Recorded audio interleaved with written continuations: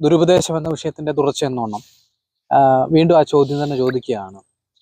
നമ്മൾ പറയുകയുണ്ടായി, സമ്പത്താണ് ഒരു ദുരുപദേശത്തിന്റെ വളരെ മനുഷ്യനെ സ്വാധീനിക്കാൻ കെൽപ്പുള്ള ഒരു സബ്ജക്റ്റ് ഇപ്പൊ നമ്മുടെ ഇടയിൽ തന്നെ. അപ്പൊ അതിനെ എങ്ങനെ മറികടക്കാം? ഈ ലോകത്തില് കർത്താവ് ഒന്നും നേടിയില്ല.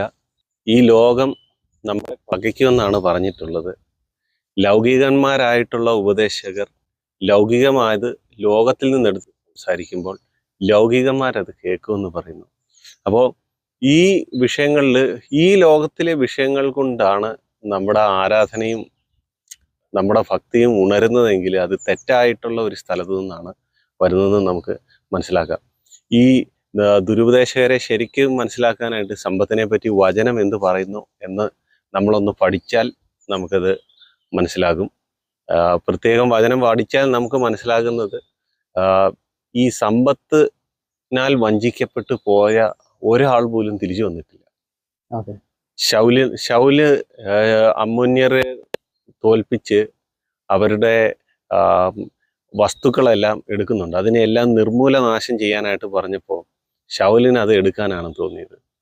അപ്പോൾ അത് ശൗല് നശിച്ചു പോയി. എന്നാൽ ദാവീദ് ദുർനടപ്പിൽ പെട്ടുപോയതാ. എന്നിട്ട് പോലും കർത്താവ് ശിക്ഷ കൊടുത്ത് 18 വർഷത്തോളം ശിക്ഷ കൊടുത്ത് എങ്കിലും കർത്താവ് തിരിച്ച് കൊണ്ടുവന്നു. അതായത് ദുർനടപ്പിൽപ്പെട്ട ദാവീദിന്, വ്യഭിചാരത്തിൽ പെട്ടുപോയ ദാവീദിന് തിരിച്ചു വരാൻ ഒരു ഓപ്ഷൻ ഉണ്ടായപ്പോഴും അത്യാഗ്രഹത്തിൽ പെട്ടുപോയ ശൗലിന് അങ്ങനെ ഒരു ഓപ്ഷൻ ഉണ്ടായില്ല. കർത്താവിനെ എല്ലാവരുടെ മുമ്പിൽ പബ്ലിക്കായിട്ട് തള്ളിപ്പറഞ്ഞ പത്രോസിന് തിരിച്ചു വരാനുള്ള ഒരു ഓപ്ഷൻ ഉണ്ടായിരുന്നപ്പം 30 വെള്ളിക്കാശിന് മോഷ്ടിച്ച യൂദയ്ക്ക് തിരിച്ചു വരാനൊരു ഓപ്ഷൻ ഇല്ലാതെയായിപ്പോയി. പല പുതിയ നിയമത്തിൽ നമ്മൾ കണ്ടു കഴിയുമ്പോഴും ശീമോൻ ചെന്ന് പത്രോസിനോട് പറയുന്നുണ്ട്, നിങ്ങൾ കൈവെക്കുമ്പോൾ പരിശുദ്ധാത്മാവ് ലഭിക്കുന്നത് പോലെ തന്നെ ഞാൻ കൈവെക്കുമ്പം മറ്റുള്ളവർക്ക് പരിശുദ്ധാത്മാവ് ലഭിക്കാൻ വേണ്ട ആ വര എനിക്ക് തരണമെന്ന് പറഞ്ഞുകൊണ്ട് കാശ് കൊടുക്കുമ്പോൾ പൈസ കൊടുത്ത് മേടിക്കാൻ ശ്രമിക്കുന്നുണ്ട്. അപ്പൊ പത്രോസ് പറഞ്ഞത്, നിന്റെ പൈസ നിന്നോട് കൂടെ നശിച്ചു പോകട്ടെ. ഈ പണം വഞ്ചിച്ചവർക്ക് ആർക്കും ദൈവത്തിലേക്ക് തിരിച്ചു വരാൻ സാധിച്ചില്ല. ഗിദെയോന്റെ വിഷയമൊന്നും ഞാൻ പറയാൻ ആഗ്രഹിക്കുന്നു. ഗിദെയോൻ അത്രയും വലിയ കാര്യങ്ങളും മിദ്യാന്യരെ തോൽപ്പിച്ച് ശരിക്കും പറഞ്ഞാൽ ദൈവത്തെ കണ്ട് സംസാരിച്ച ഗിദെയോന് ഈ വിജയങ്ങൾക്കെല്ലാം കഴിഞ്ഞ ശേഷം അവിടെ പോയി ചന്ദ്രക്കലകളും കാര്യങ്ങളും എല്ലാം എടുത്ത് ഒരു ഏഫോദ് ഉണ്ടാക്കി സ്വന്തം നാടായ ഒഫ്രയിൽ പ്രതിഷ്ഠിച്ചു. പക്ഷേ അത് മുഴുവനും ഗിദെയോന്റെ കുടുംബത്തിന് വലിയ കെണിയായി തീർന്നു. ബാലിന്റെ വിഗ്രഹങ്ങളെ നശിപ്പിച്ച ഇസ്രായേൽക്ക് വലിയൊരു വിജയം നേടിക്കൊടുത്ത ഒരു ന്യായാധിപതിയുടെ കുടുംബം മുച്ചൂടും മുഴിയാനായിട്ട് സമ്പത്തിന്റെ വിഷയത്തില് ദൈവത്തിന്റെ താല്പര്യം ഇല്ലാതെയാണോ? അതെ, ഏഫോദ് എന്ന് പറയുന്നത് പുരോഹിതന്റെ വസ്ത്രമാണ്, നെഞ്ചിൽ കെട്ടുന്ന വസ്ത്രമാണ്. അതിന് യഹോവ എന്ന് പേരിട്ടുകൊണ്ട് ഒഫ്രയിൽ പ്രതിഷ്ഠിക്കുന്നുണ്ട്. അപ്പോൾ ഗിദെയോൻ അങ്ങനെ തോറ്റുപോയി. അപ്പം ഞാൻ കാണുന്നത്, ഇപ്പം ദാവീദിന്റെ വിഷയം എടുത്താലും ദുർനടപ്പിൽ പെട്ടിട്ടും തിരിച്ചു വരാനൊരു ഓപ്ഷൻ ഉണ്ടായിരുന്നു. പക്ഷെ സമ്പത്തിൽ പെട്ടുപോയവർക്ക് തിരിച്ചു വരാനൊരു ഓപ്ഷൻ ഞാൻ ഒരിടത്തും കാണുന്നില്ല. അപ്പൊ ഞാൻ ശരിക്കും പറഞ്ഞു കഴിഞ്ഞാൽ അതിനെ വളരെ ഭയപ്പെടുന്നു. അതാണ് അതിന്റെ വിഷയം. അനന്യാസും സഫീറയും ഒക്കെ നമ്മുടെ മുന്നിലുള്ള വസ്തു മാറ്റിവെച്ചു. അത് ഇത്രയൊക്കെ ആ വിറ്റെന്ന് ചോദിച്ചപ്പോ ആ വിഷയത്തിൽ ഒരു നുണ പറഞ്ഞു, ആരും അറിയത്തില്ലെന്ന്. അതുപോലെ ബിലെയാം ദൈവത്തിന്റെ ജാതികളിൽ നിന്നുള്ള ഒരു പ്രവാചകനായിരുന്നു. ഒരിടത്ത് പറയുന്നുണ്ട്, നീ അനുഗ്രഹിക്കുന്നവൻ അനുഗ്രഹിക്കപ്പെട്ടവനാണെന്നും നീ ശപിക്കുന്നവൻ ശപിക്കപ്പെട്ടവനാണെന്നും ഞാൻ അറിയുന്നു എന്ന് മോവാബ് രാജാവ് ചെന്ന് പറയുന്നുണ്ട്. അപ്പം അബ്രഹാമിനോട് പറഞ്ഞ ഒരു സാക്ഷ്യമാണ് ഇത്. നീ അനുഗ്രഹിക്കപ്പെട്ടവനാകുമെന്ന് ദൈവം കൊടുത്ത ഒരു സാക്ഷ്യമാണ്. അതേപോലെ ഒരു സാക്ഷ്യം ജാതികളുടെ ഇടയിൽ നിന്ന് പ്രാപിച്ച ഒരു പ്രവാചകനായിരുന്നു ബിലെയാം. അപ്പം ബിലെയാം ആ സമ്പത്ത് മോഹിച്ച് അവിടെ പോയതിനാൽ ബിലെയാമിനെ വാൾ കൊണ്ട് അവസാനം കൊല്ലുകയാണ് ഉണ്ടായത്. സമ്പത്ത് വഞ്ചിച്ചവര് ആർക്കും ദൈവത്തിലേക്ക് പിന്നീട് തിരിച്ചു വരാൻ സാധിച്ചില്ലെന്നുള്ളത് എത്ര ഭയങ്കരം. ഗേഹസി ശരിക്കും പറഞ്ഞു കഴിഞ്ഞാൽ എലീശയുടെ കയ്യിൽ നിന്ന് അടുത്ത അതിന്റെ ആ ബാറ്റൺ വാങ്ങിക്കേണ്ട വ്യക്തി, ശുശ്രൂഷയുടെ ബാറ്റൺ ഏലിയാവിന്റെ കയ്യിൽ നിന്ന് എലീശ മേടിച്ചപ്പോ അല്ലെ വരേണ്ടതാണ്. ആ ബാറ്റൺ മേടിക്കേണ്ട വ്യക്തി ആ നയമാൻ കൊണ്ടുവന്ന സമ്പത്തിന്റെ മുന്നിൽ അത് ചെയ്യുകയും അത് വാങ്ങിക്കുകയും കുഷ്ഠരോഗിയായി പോവുകയും എന്നേക്കുമായിട്ട് ദൈവത്തിന്റെ സന്നിധി വിട്ട് നശിക്കുകയും ചെയ്തു എന്നുള്ളതാണ്.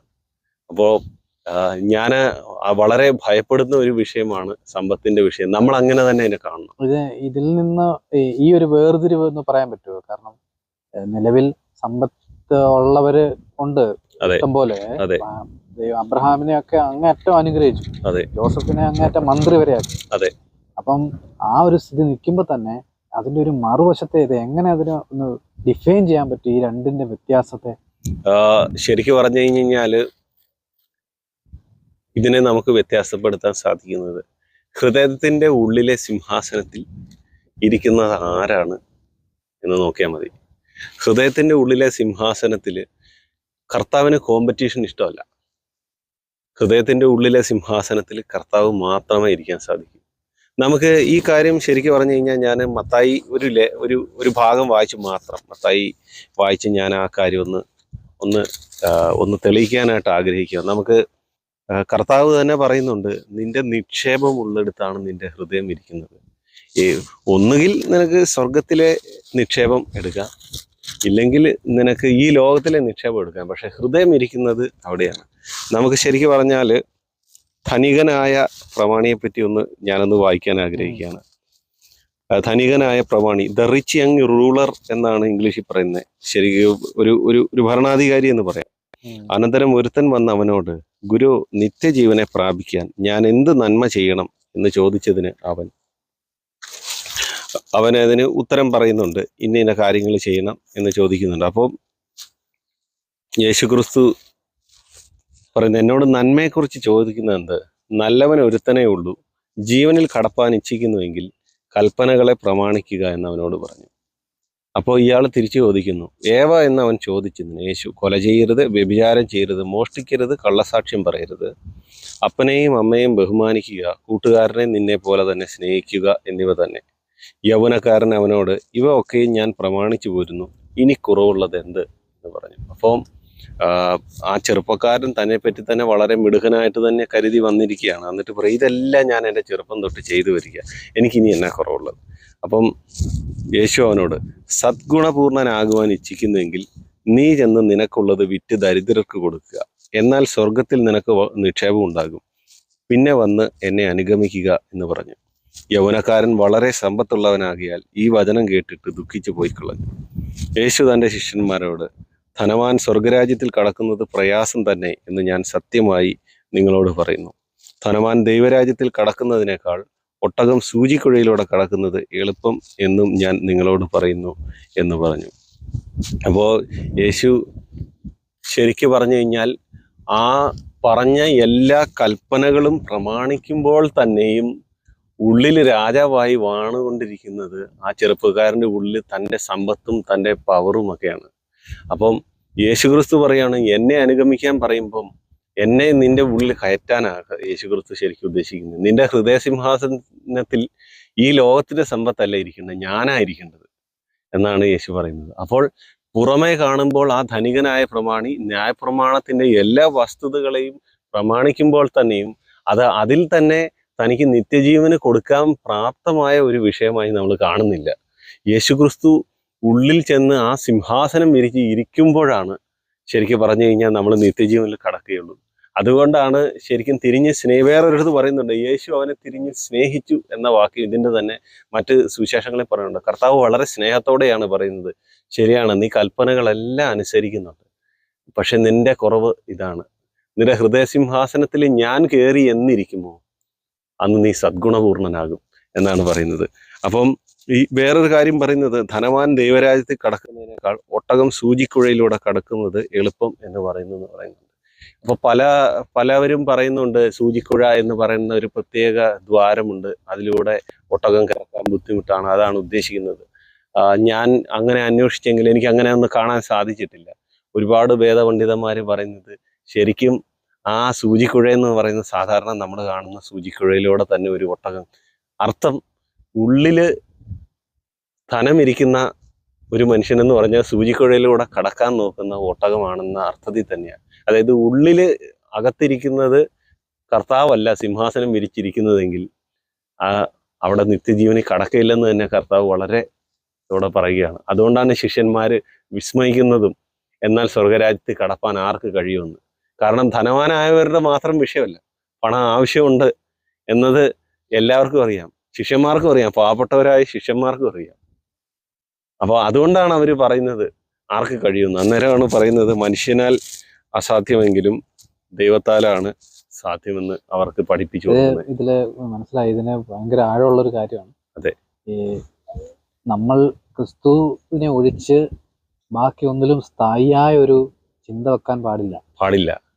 നമ്മുടെ ആരാധനകൾ പോലും ക്രിസ്തു ആരാണെന്നുള്ളതും നമ്മുടെ ബന്ധം അവനോട് എന്താണെന്നുള്ളതും അവൻ നമ്മുടെ ആത്മജീവിതത്തിൽ എന്ത് ചെയ്തതാണ് എന്നതിൻ്റെയും ബേസിസിലാണ് നമ്മുടെ ആരാധന പോലും ഉണ്ടാകുന്നത്. അപ്പം ഇതിന് പൗലോസ് തന്നെ അതൊന്നൊരു ഉദാഹരണം. അദ്ദേഹത്തിന്റെ ചരിത്രമായ അവിടെ തുർക്കിയിലെ ഒരു വലിയ സമ്പന്നനായ മനുഷ്യൻ. അതെ, അദ്ദേഹം ഗ്രീക്ക് ജ്ഞാനമുള്ള ആള്, ഇവിടെ ഗമാലിയലിന്റെ പദവിയെടുത്ത് ഇരുന്നിട്ട് ഹീബ്രു പഠിച്ച ആള്, ലോ പഠിച്ച ആള്, അത് നല്ല ബിസിനസ് ഉള്ള ആള്, ശാസ്ത്രി ആകാൻ സാധ്യതയുണ്ട്. അതെ. അപ്പൊ ഇദ്ദേഹം പൗലോസ് തന്നെ പറയുന്നു, ഇതെല്ലാം ഞാൻ ചപ്പും ചവറും എണ്ണുന്നു, ക്രിസ്തുവിന് വേണ്ടി ഞാൻ ഇറങ്ങുന്നു എന്ന് പറഞ്ഞ് സുവിശേഷത്തിന് വേണ്ടി ഇന്ന് കാണുന്ന സുവിശേഷത്തിനെ എക്സാബ്ലിഷ് ചെയ്യാൻ വേണ്ടി കർത്താവ് തിരഞ്ഞെടുത്തവന്റെ മൈൻഡ് ഒരു ശരിക്കും പറഞ്ഞ ഉദാഹരണമാണ്. അതെ, ആ പൗലോസിന്റെ ഹൃദയം പലപ്പോഴും ഞാൻ ഞെട്ടിക്കാറുണ്ട്. പറയുന്നത് സർപ്പാസിങ് വാല്യൂ ഓഫ് നോയിങ് ക്രൈസ്റ്റ്, അവനെ അറിയുന്നതിന്റെ ആ വിലയെന്ന് പറയുന്നത് അതിഭയങ്കര, അത് എന്തിനേയും കടക്കുന്ന ഒരു വാല്യൂ ആണെന്നാണ് പറയുന്നത്.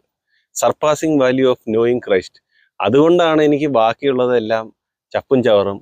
ഇംഗ്ലീഷിൽ പറയുന്നത് I consider it as dung എന്നാ പറയുന്നത്. വെറും ചാണകമായിട്ടാണ് കർത്താവ് കരുതുന്നത്. ആ സർപ്പാസിങ് വാല്യൂ എന്താണെന്ന് തിരിച്ചറിഞ്ഞവന് മറ്റെല്ലാം ചപ്പും ചവറുമായിട്ടാണ് എഴുതുന്നത്.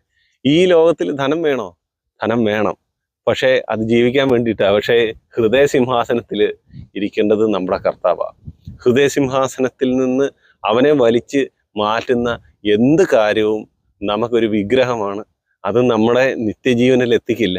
നമ്മൾ സൂചിക്കുഴയിലൂടെ കടക്കാൻ ശ്രമിക്കുന്ന ഒട്ടകമായിട്ട് തീരുകയാണ്. ഇതേപോലെ പറയുന്നുണ്ടല്ലോ, എന്തോ ക്രിസ്തുവിന്റെ സ്നേഹത്തിന് വേണ്ടി വാളായിക്കോട്ടെ, അതെ, ക്രിസ്തുവിന്റെ സ്നേഹത്തിൽ നിന്ന് നമ്മെ വേർപിരിക്കുന്ന കഷ്ടതയോ പട്ടിണിയോ ആപത്തോ വാളോ നഗ്നതയോ ഉപദ്രവമോ, അങ്ങനെ ഇതിൽ നിന്ന് ക്രിസ്തുവിന്റെ സ്നേഹത്തിൽ നിന്ന് നമ്മെ ഒന്നിനും വേർപിരിക്കാൻ കഴിയുകയില്ല എന്ന് ഞാൻ ഉറച്ചിരിക്കുന്നു എന്ന് പറയുകയാണ്. ഒരു പൗലോസിന്റെ ഹൃദയം നമ്മൾ ശ്രദ്ധിച്ചാൽ നമുക്ക് മനസ്സിലാകും. അതിനകത്ത് കർത്താവെന്ന ആ വ്യക്തി ആ മന്ദിരത്തിൽ, ഹൃദയമന്ദിരത്തിൽ നിറഞ്ഞിരിക്കും. അതിന് വിളിമ്പുകളെല്ലാം വാതിലിന് വെളിയിൽ ഒഴുകുന്ന പോലെയാണ് എനിക്ക് പലപ്പോഴും നോക്കിയിട്ടുള്ളത്. ആ മന്ദിരത്തെ നിറച്ച് അതിൻ്റെ വിളിമ്പുകൾ നിറയുക. വേറെ അതല്ലാതെ അതിനകത്തൊന്നുമില്ല. നമ്മുടെ എല്ലാവരുടെയും വിശ്വാസി എന്ന നമ്മുടെ വളർച്ച അങ്ങനെയാണ്.